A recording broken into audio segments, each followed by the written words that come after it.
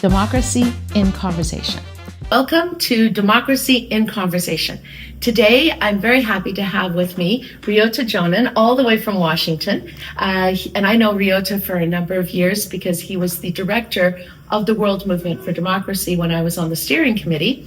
And he has been working in democracy for a number of years. And I just wanted to ask you, first of all, what is it in your childhood, in your life, that made you feel that you wanted to commit your life to serving and to democracy? Was it something that led you on this path, or were you did you stumble into it? Yeah, thank you, Anita, for having me here. It's great to be in Canada, and I worked with, former Prime Minister Kim Campbell. Got to know Minister Alvin Cutler. So I have a great admiration for this country's in politics. So thank you for having me. I grew up in Hiroshima, Japan. So I'm Japanese, and I grew up in Hiroshima, and you know the history of the town. So as I was growing up through elementary school all the way to high school, every month we have to actually attend the peace education classes. Oh. And that's where you learn, history of atomic bomb, how this happened, listening to story of survivors of atomic bomb, we call it hibakusha. And, this is where also we young students learn about nuclear weapon development and the arms race around the world. And of course, I grew up in Cold War, right? So the arms race was one of the big topics that people were talking about. But another side of the stories I learned from that experience was the movement, peace movement.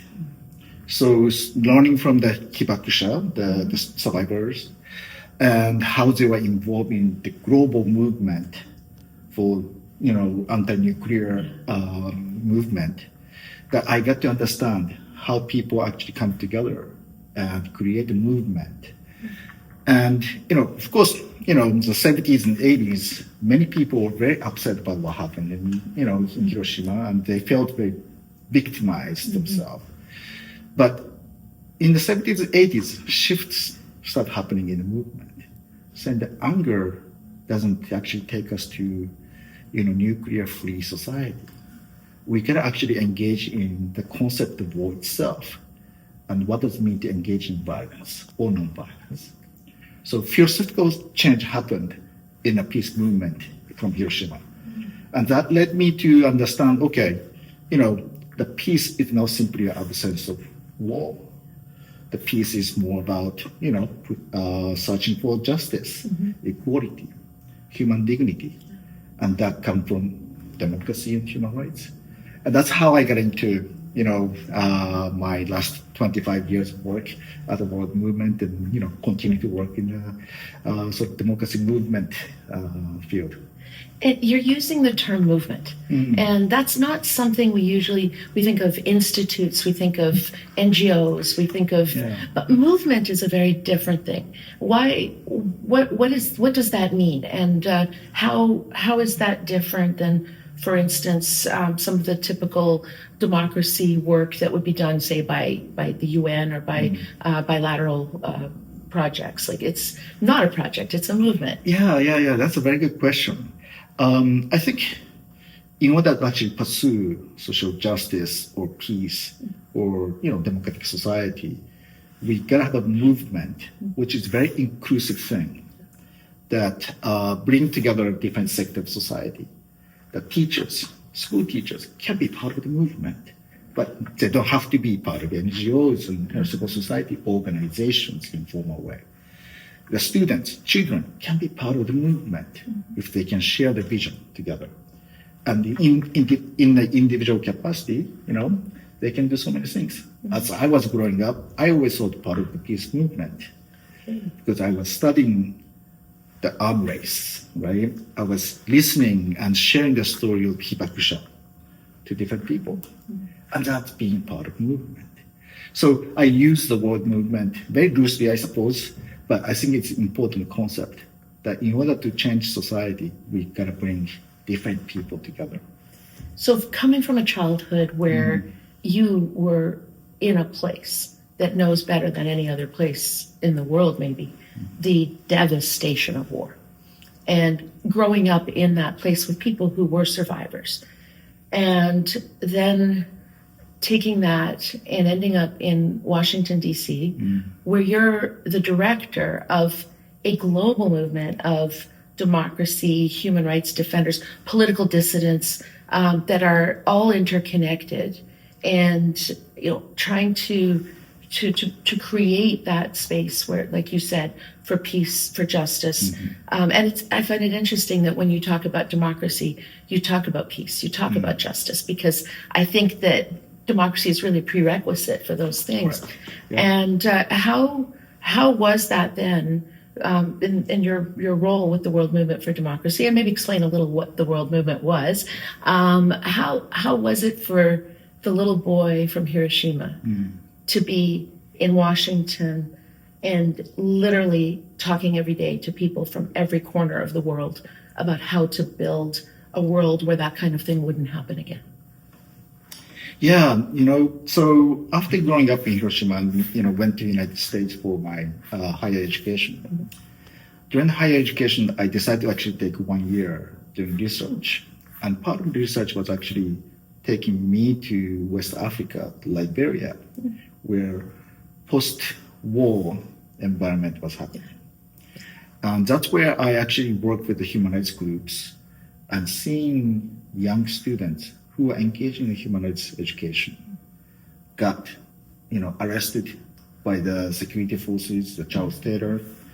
And this is where I made a specific link between really the peace and the human rights. If you can't speak freely, how do you maintain the peaceful society? So anyway, I didn't want to sidetrack, but I just want to share. No, very important. Of course, being at the World Movement of Democracy, which was based at National Endowment for Democracy in Washington, D.C., the main part of the principle is being nonviolent. We're going to pursue social changes, political changes through nonviolent means. And part of that is, exercising peace within that. And, seeking justice is part of it, right? So we work with so many different groups, even Venezuelans. People have different views on what's happening in Venezuela these days, but many of the Venezuelan activists wanted to use international justice mechanism to bring peace to the country, right? Bring Maduro to justice and hold him accountable for what he has done. And I think it was important for me to make sure that people are pushing the peaceful means to seek changes. And we always try to bring people united around that. That's interesting what you say about bringing international justice mechanisms, because there are people who think that going around the world promoting democracy is kind of a Western or Northern concept, and that this is something we impose. I mean, I personally think it's impossible to impose democracy because democracy is self-determination, but it's not always been that way, certainly in, some of the ways that it's been practiced. And yet you're talking about people around the world who are looking to the international community, who are looking to that global space in order to achieve their self-determination, peace, democracy, rights. How important is it that those people not be isolated or abandoned, and how that link between the international community, the community of democracies, the world movement, and those individual political dissidents, human rights defenders, democracy advocates. Why is it important to have that support for the people who are fighting on the front line? Well, Anita, that's an interesting question, and very it gives me a lot of reflection. Last 25 years, when I have been working with different movements, I worked in more than 100 different countries. This means that people in China, people in Cuba, people in Russia, Kyrgyzstan, Azerbaijan, Congo, so many different places in the world, always demand for some level of freedom. That really confirms me, our conviction, I think, that the human rights, democracy, freedoms are universal values. That's simply what people want. It doesn't matter if you're American, Canadians, or Japanese. That's all we want. It's a universal thing.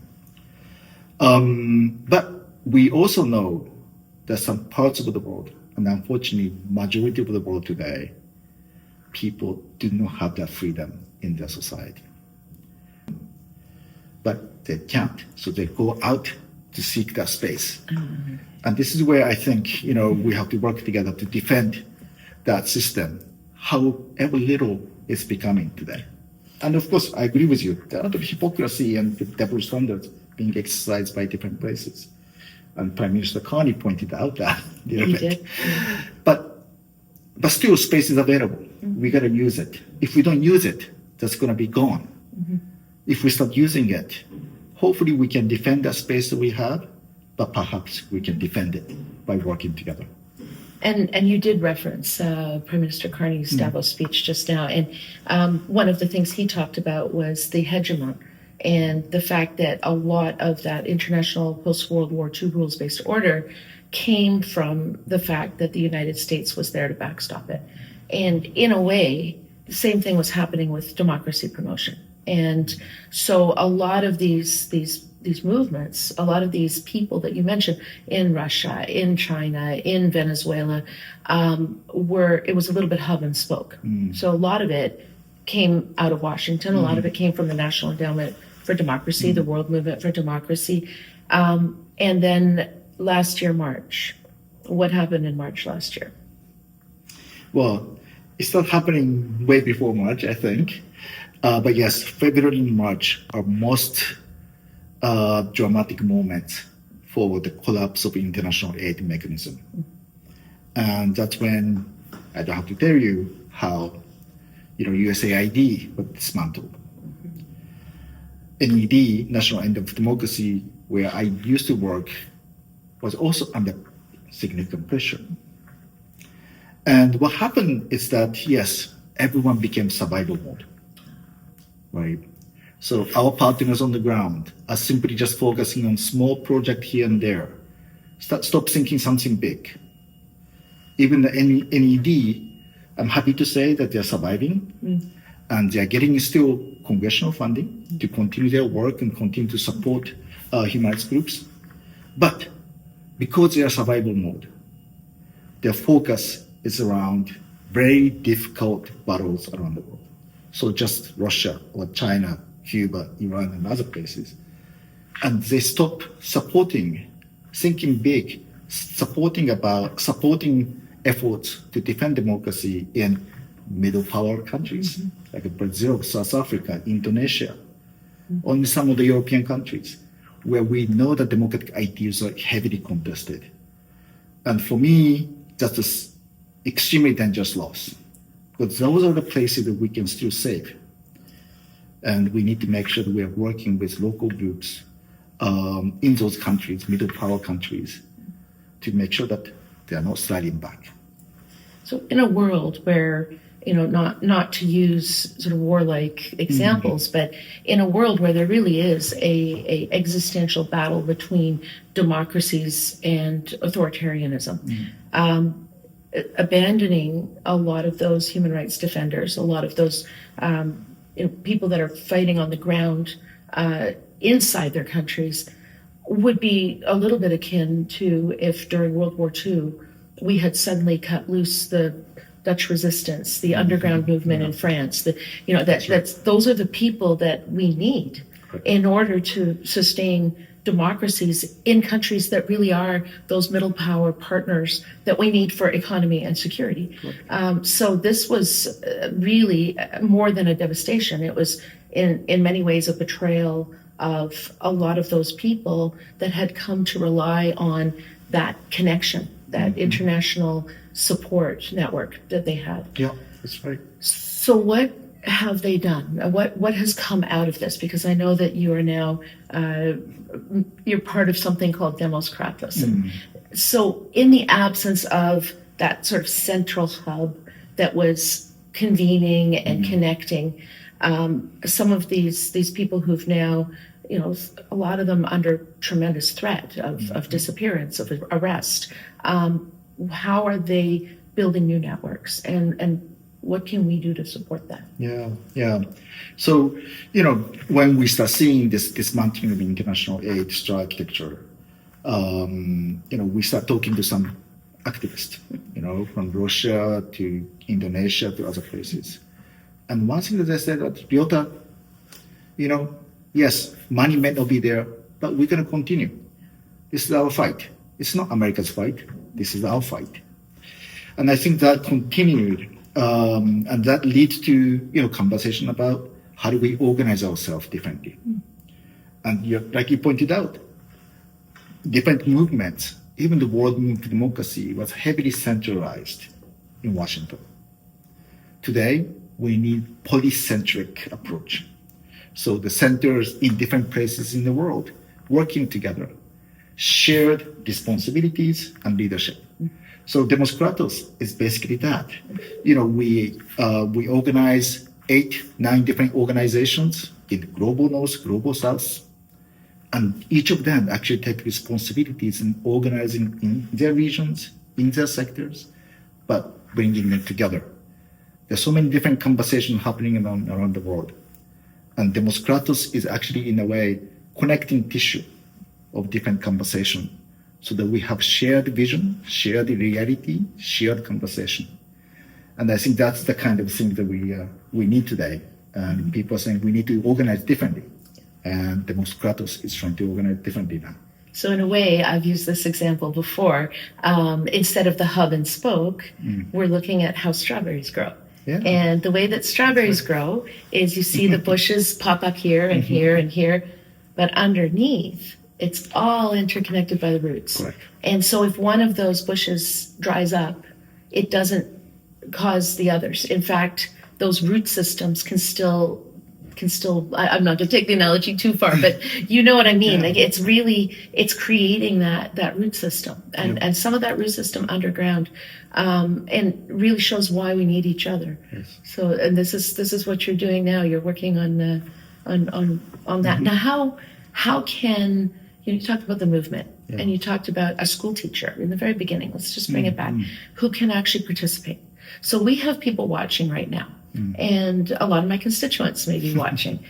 And how can they, in their lives, support this underground root system? How can they support those people who are in countries where they really face direct threats to their rights, to their democracies, and then by extension, all of us, because I don't think any of our countries we've seen in the United States, none of us are immune to that kind of thing. So how do we ensure that we invigorate and empower those people fighting not just for their own rights, but also for ours? Yeah. No, I think at the end of the day, everyone in society have to join. Every sector of society have to come together.